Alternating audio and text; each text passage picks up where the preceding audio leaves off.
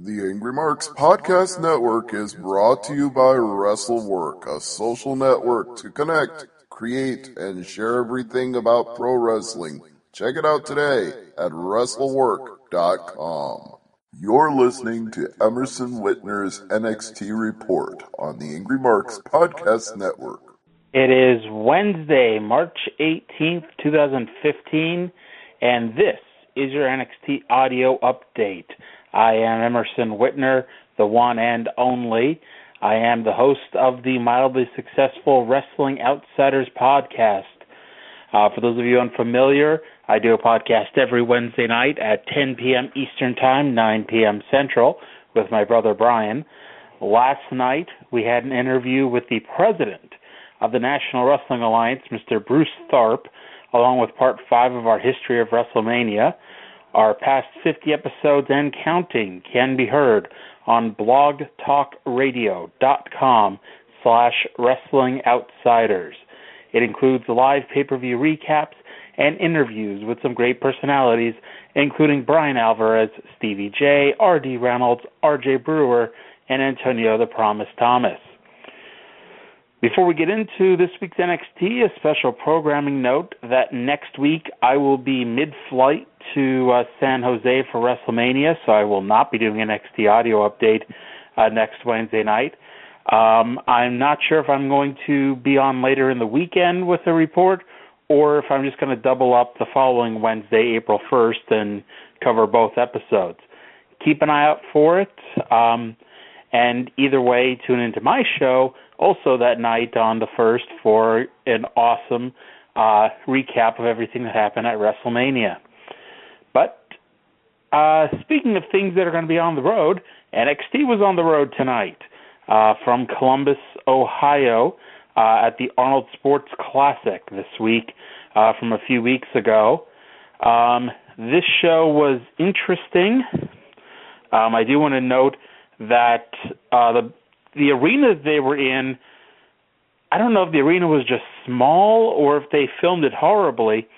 The NXT arena at Full Sail, I think, holds like 300-400 people, but they always make it look really jam-packed, especially on that hard camera side, and it always looks so much bigger than it is.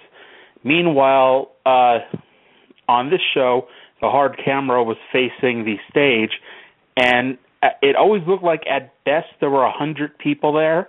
I believe there were between 500 and 1,000, but it always looked like there was no one there.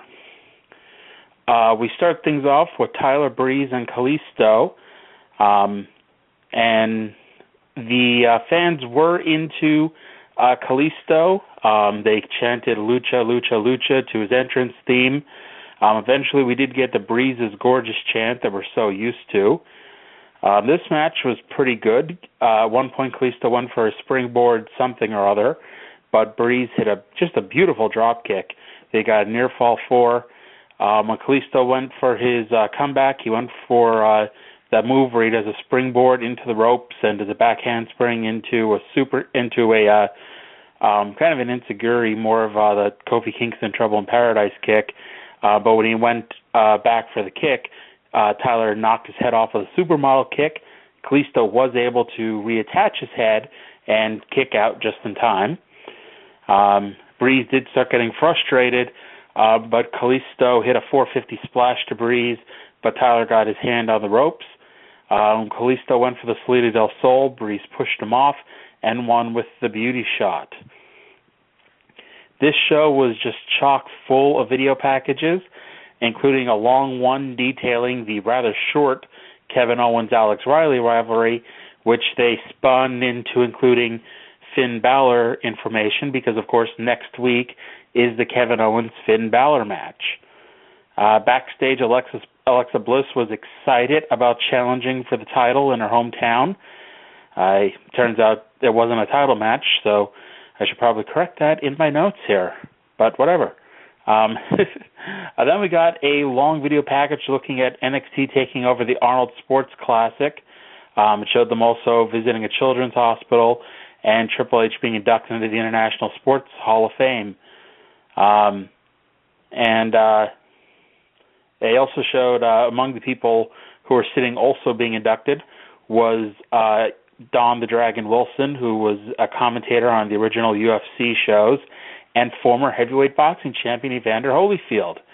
Hey, isn't he a little old to be a professional boxer? We'll have to look into that. Alex Riley was backstage drinking water when Finn Balor walked up and said that he'd be watching his match tonight. And Riley said he plans to humiliate the champion right here in Columbus.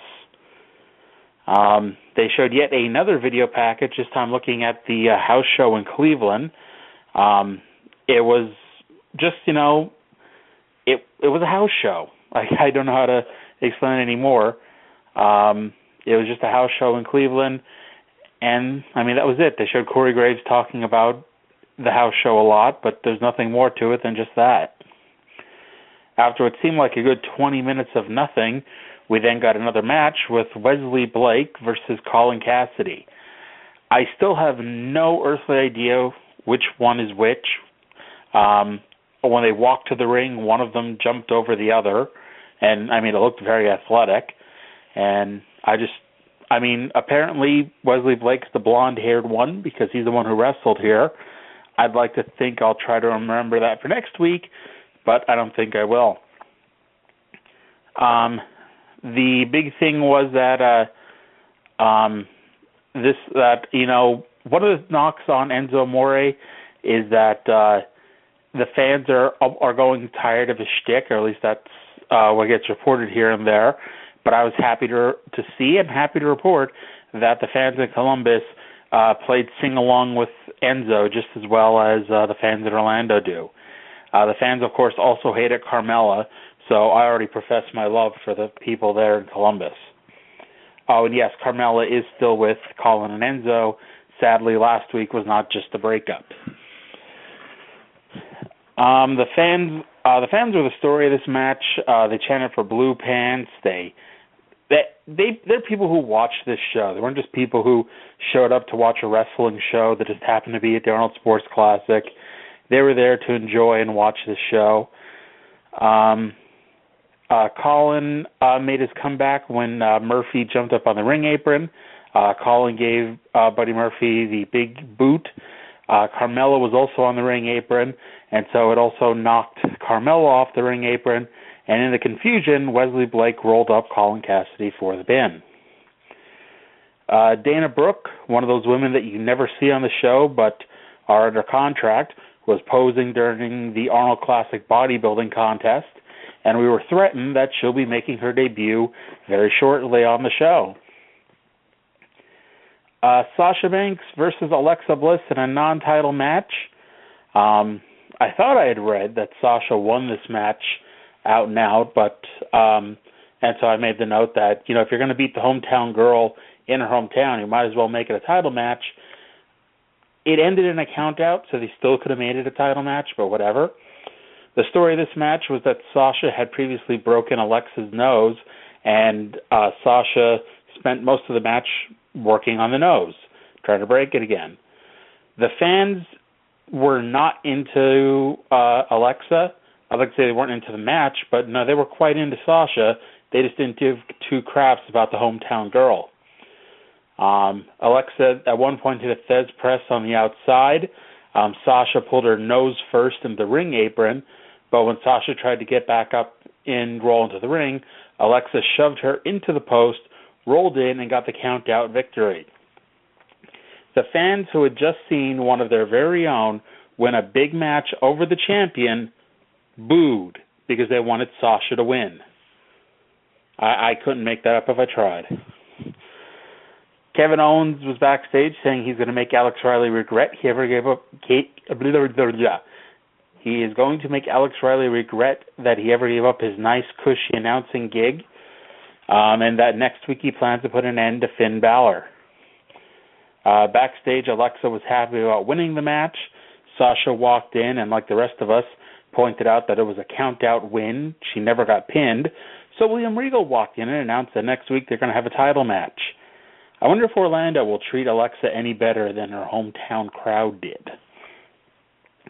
And then in the anticlimactic main event, NXT champion Kevin Owens did pin Alex Riley. This match did not go very long, maybe about 5 minutes. And this was a crowd that, again, cheered the heel, booed the babyface. It was not a heel crowd. You know, like I said earlier in the night, they were cheering Kalisto and they were chanting for Colin and Enzo. It was just, they're smart enough to know that Kevin Owens is undoubtedly the better of these two people, and who knows why Alex Riley's now back in the ring other than just to be back in the ring. The fans chanted, "Kill Owens, kill, Owens gonna kill you," and Mr. Wrestling. Owens did get the heat with a kick to the hamstring and his rolling corner splash. We got a long headlock spot, and Owens finally missed his second corner splash so Riley could make his comeback. A-Ride's comeback consisted of one move, which was a spine buster, and he got a 2 count for that. Owens cut him off, hit 3 back splashes in the ring, threw Alex outside and slammed him into the barricade, threw him back in the ring, and won with a pop-up powerbomb. After the match, Owens went to give Riley the powerbomb into the ring apron when Finn Balor walked out on the stage and stared at Kevin. Kevin looked like he was about to stop when he decided he was going to do it anyway, so Balor dove off the stage and attacked Kevin. They fought into the ring where Finn hit his big corner drop kick. He went up top for the double foot stomp, and that's when Owens rolled out of the ring and ran to the back with the title in hand. And that was the show for this week. Next week, we have 2 title matches. You have Kevin Owens versus Finn Balor for the heavyweight title, and of course Sasha versus Alexa for the women's title. Like I said, I'm not sure when I'm going to be doing the report for next week. I may not talk to you for 2 weeks, but who knows, I might see you sooner. If I see you out in Santa Clara, stop by and say hi. I'm the big fat guy that looks like me in my pictures.